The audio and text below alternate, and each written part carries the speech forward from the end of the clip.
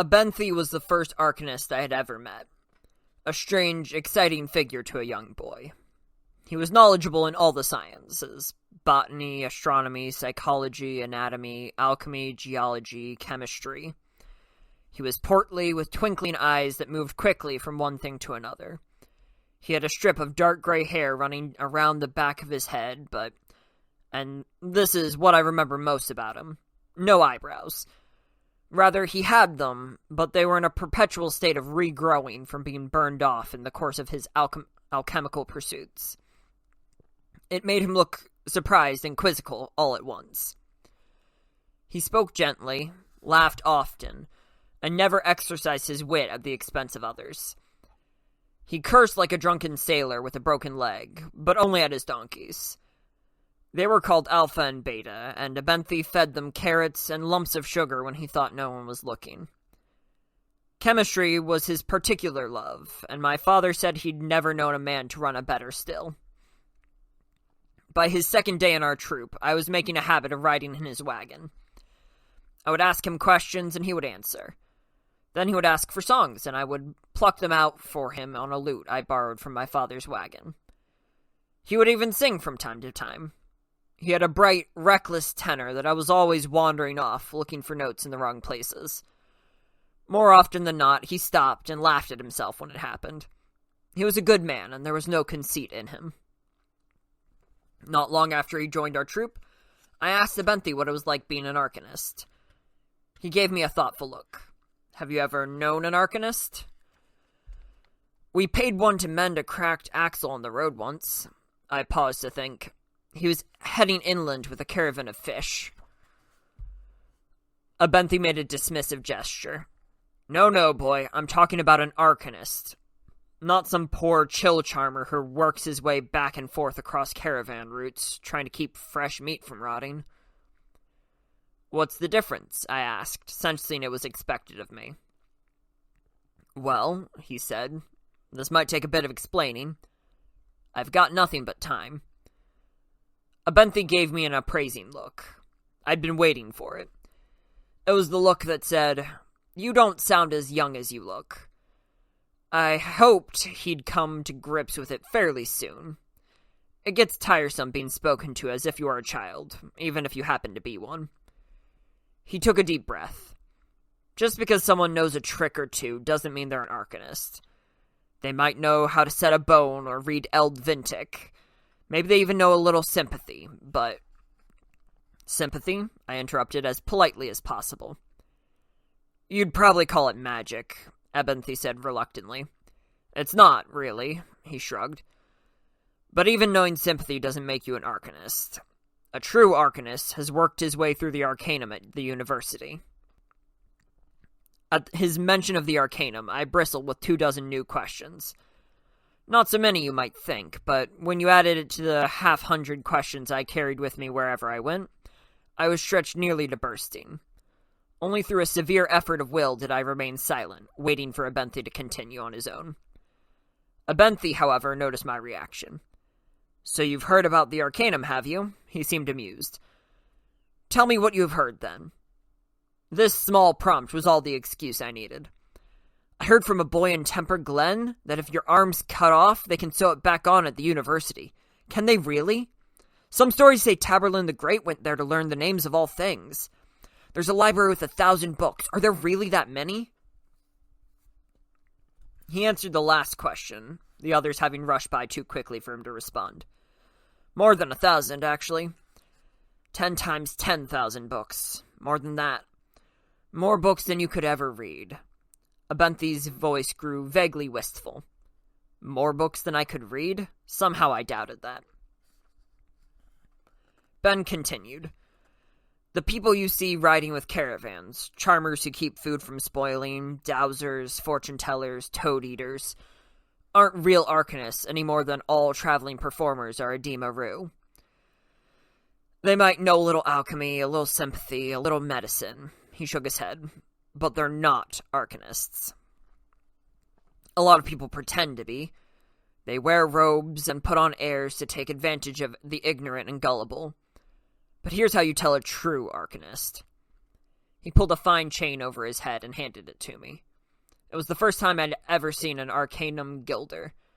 It looked rather unimpressive, just a flat piece of lead with some unfamiliar writing stamped on it.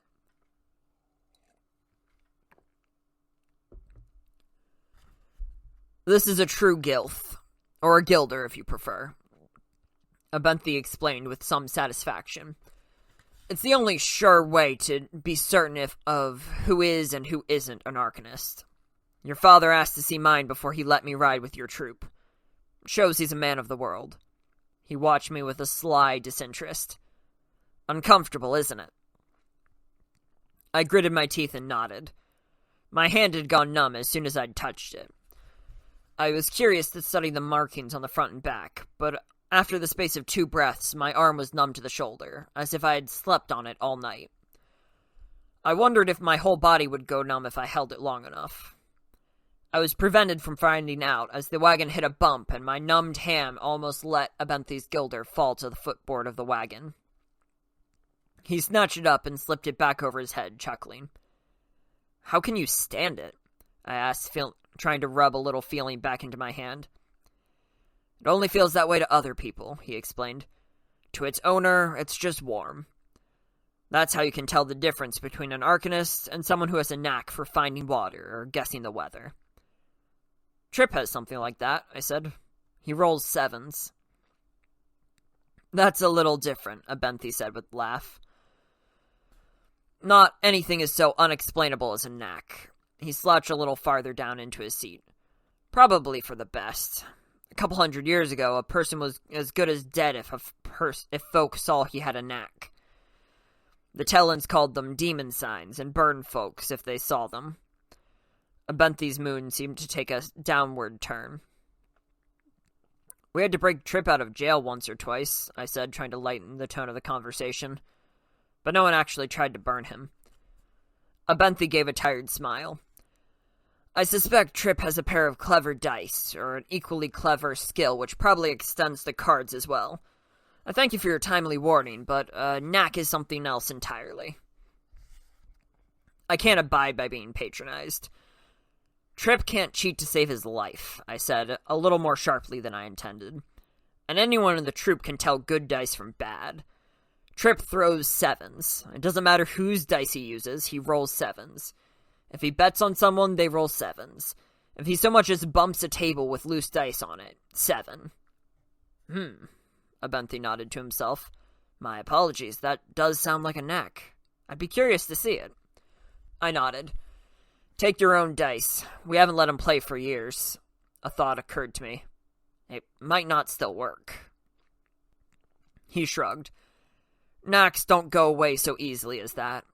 When I was growing up in Staup, I knew a young man with a knack. Uncommonly good with plants." Abenthi's grin was gone as if he looked at something I couldn't see. "His tomatoes would be red while everyone else's vines were still climbing. His squash were bigger and sweeter. His grapes didn't hardly have to be bottled before they started becoming wine." He trailed off, his eyes far away. "Did they burn him?" I asked with morbid curiosity of the young. "What? No, of course not. I'm not that old." He scowled at me in mock severity. "There was a drought, and he got run out of town. His poor mother was heartbroken." There was a moment of silence. 2 wagons ahead of us, I heard Taryn and Shandi rehearsing the lines from The Swineherd and the Nightingale.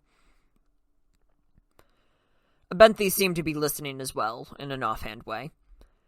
After Taryn got himself lost halfway through Fane's garden monologue, I turned back to face him. "Do they teach acting at the university?" I asked. Abenthi shook his head, slightly amused by the question. "Many things, but not that." I looked at Abenthi and saw him watching me, his eyes dancing.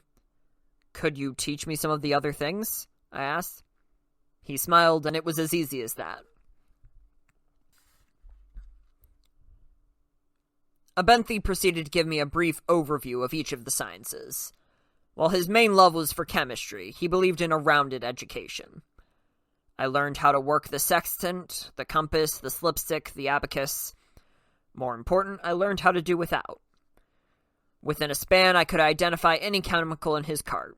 In 2 months, I could distill liquor until it was too strong to drink, bandage a wound, set a bone, and diagnose hundreds of sicknesses from symptoms.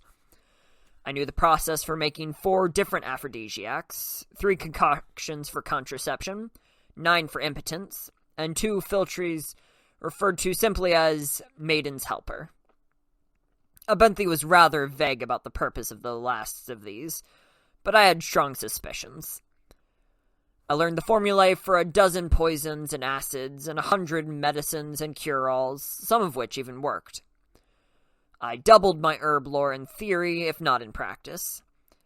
Abenthi started calling me Red, and I called him Ben, first in retaliation, then in friendship.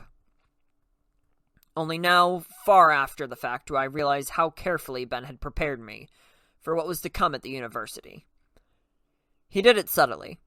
Once or twice a day, mixed in with my normal lectures, Ben would present me with a little mental exercise I would have to master before we went on to anything else. He made me play Tyranny without a board, keeping track of the stones in my head. Other times, he would stop in the middle of a conversation and make me repeat everything he said in the last few minutes, word for word.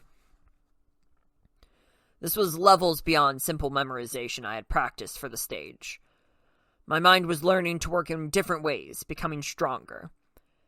It felt the same way your body feels after a day of splitting wood, or swimming, or sex. You feel exhausted, languorous, and almost godlike. This feeling was similar, except it was my intellect that was weary and expanded. Languid and latently powerful. I could feel my mind starting to awaken. I seemed to gain momentum as I progressed, like when water starts to wash away a dam made of sand. I don't know if you'd understand what geometric progression is, but that is the best way to describe it. Through it all, Ben continued to teach me mental exercises that I was half convinced he constructed out of sheer meanness.